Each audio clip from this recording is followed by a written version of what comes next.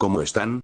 Hoy vamos a hablar sobre la investigación del emplazamiento potencialmente contaminado. Para eso entendamos primero qué es la planificación. La planificación es la manera en cómo organizamos estratégicamente ideas para cumplir nuestras metas y objetivos. Importancia de la planificación. La planificación es fundamental en la investigación de emplazamientos potencialmente contaminados, ya que a través de una buena planificación podemos recolectar una buena información, ya sean resumen de datos históricos, descripción del emplazamiento, tipos de contaminantes, existencia de residuos. Información complementaria. Un estudio de series de fotografía aérea. Propiedad y uso del suelo, como registro de la propiedad, registro mercantil, registros municipales de actividades y planificación urbanística. Información ambiental. Todo esto permitirá determinar y escribir un plan de forma cronológica y detallada de las medidas de monitoreo a utilizar, medidas de calidad, plan de seguridad. Estudio preliminar para la investigación de emplazamientos potencialmente contaminados. Operaciones y procesos históricos y actuales del emplazamiento. Se debe contar con los responsables de instalación. Se debe realizar un estudio objetivo y preciso. Las informaciones deben ser contrastables y estar documentadas adecuadamente. Asimismo, es útil la identificación a lo largo del tiempo de los titulares de terrenos, instalaciones industriales, residuos, etc. Inspección interna y externa. El interior del emplazamiento se debe investigar para obtener información cualitativa del mismo respecto a los procesos industriales, topografía, datos acerca del acceso a los puntos de muestreo, localización de vertederos, captaciones de agua, pezómetros, etc. Con esto se debería elaborar un plan de seguridad, higiene y descontaminación. Además, debe inspeccionarse la zona exterior de forma visual tomando fotos para determinar fuentes potenciales de contaminación externa. También es importante inspeccionar la zona exterior por si hay que solicitar y obtener permisos para realizar estudios de muestreos externos. Revisión de los datos ambientales existentes. Para llevar a cabo el diseño para la caracterización de los emplazamientos es imprescindible la revisión de las características geológicas, hidrogeológicas, biológicas, edafológicas, ecológicas, meteorológicas, de la población, etc. El proceso interno de desarrollo de esta fase comprende la realización de los siguientes trabajos: determinación de los niveles de referencia, estudio hidrogeológico, estudio geológico, estudio edafológico. Datos físicos y químicos de los compuestos potencialmente contaminantes. Es necesario conocer y definir la toxicología general de los contaminantes desde un punto de vista medioambiental, descripciones físicas, propiedades físicas y químicas. Además se han de tener aspectos de seguridad e higiene como protección personal. Definir la ruta de actuación del contaminante. Determinar los síntomas. Determinar los procedimientos a seguir en caso de contacto del contaminante con la piel y los ojos. Determinar qué órganos pueden quedar afectados. Caracterización del emplazamiento. La caracterización del emplazamiento tiene como finalidad recopilar la mayor información posible de la zona potencialmente contaminada. En referencia a la información geológica, debe abarcarse aspectos como estratigrafía, litología, geología estructural, hidrología de emplazamiento. Estratigrafía. Comprende el estudio acerca de la formación, composición, secuencia, correlación de los estratos rocosos y materiales inconsolidados.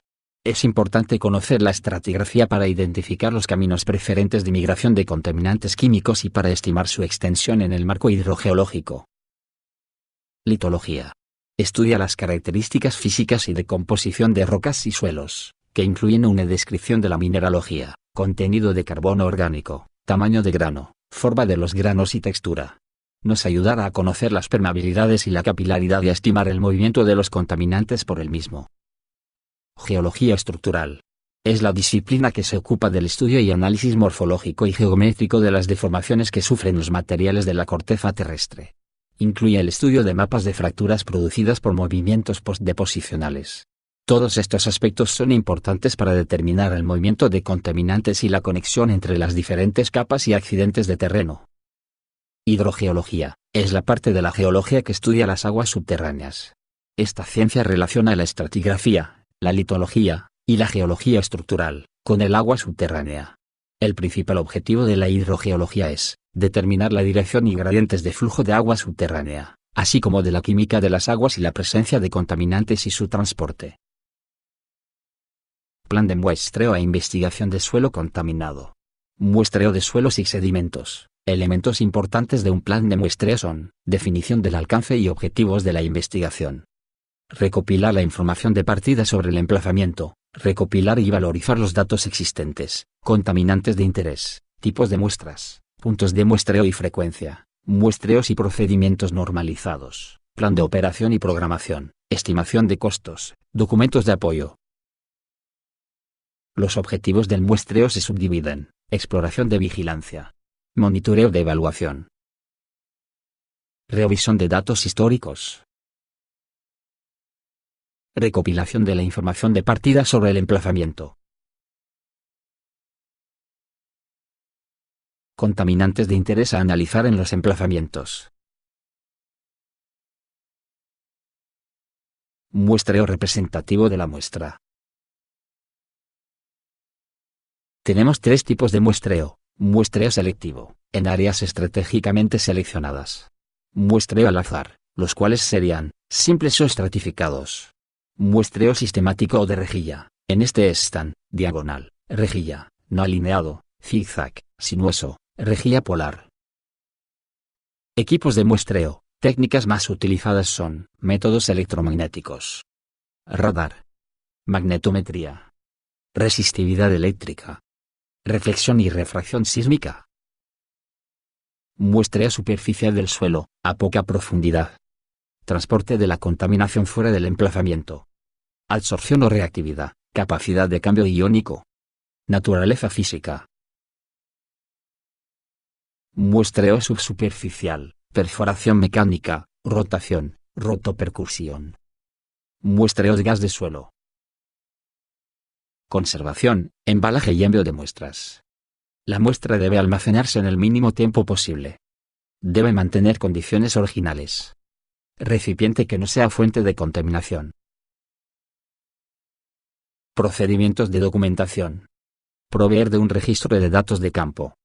Permitir identificar las muestras. Facilitar la cadena custodia. Equipos y sistemas de descontaminación del muestreo. Métodos geofísicos aplicados a la caracterización indirecta de suelos. Conductividad eléctrica. Magnetómetros. Métodos sísmicos. Georadar. Aspectos generales de seguridad e higiene. Niveles de protección personal. Control de calidad. Observar los requisitos para la recolección de las muestras, presentación, transporte y almacenamiento. Seguir procedimientos analíticos indicados EPA, AFA. Tomar muestras repetidas. Calibrar los equipos e instrumentos. Mantenimiento de gráficos de control. Interpretación de resultados, límites de referencia y o legislación aplicable. Etapas: formulación de niveles cuantitativos, evaluación de contaminación de suelos. Definición de procedimientos, selección de parámetros. Predicción de la evolución y dispersión de la contaminación, modelización. Herramientas que ayudan a comprender los procesos que ocurren en el suelo, las concentraciones y masas de contaminantes en agua, suelo y aire. La migración de los contaminantes hacia aguas subterráneas. Volatilización de contaminantes al suelo. Contribuye a predecir y a entender cómo se mueve la pluma de contaminación. Análisis de riesgos. Proceso por el cual se identifican y evalúan los riesgos potenciales y reales que algunas sustancias en determinadas concentraciones pueden comportar para personas, medio ambiente. Análisis de riesgos. Receptores, sujetos a proteger recursos humanos. Análisis de riesgos. Vectores de transferencia. Fuente. Potencia de emisiones de foco. Vectores de transferencia. Aguas subterráneas, aguas superficiales, aire, suelo. Esas dos están sujetos a proteger. Potencial de transferencia. Análisis de riesgo. Metodología general. Identificación de receptores de riesgo. Identificación del peligro que las sustancias suponen para estos receptores. Evaluación de la exposición del contaminante. Cuantificación del riesgo para los distintos receptores. Análisis de riesgo. Puntos a tomar en cuenta. Origen en emplazamiento, es decir, de dónde proviene. Problemática del tóxico, los daños que causa a la salud o al medio ambiente. Aparición en emplazamiento, ¿En qué zona o sección se originó el factor de riesgo?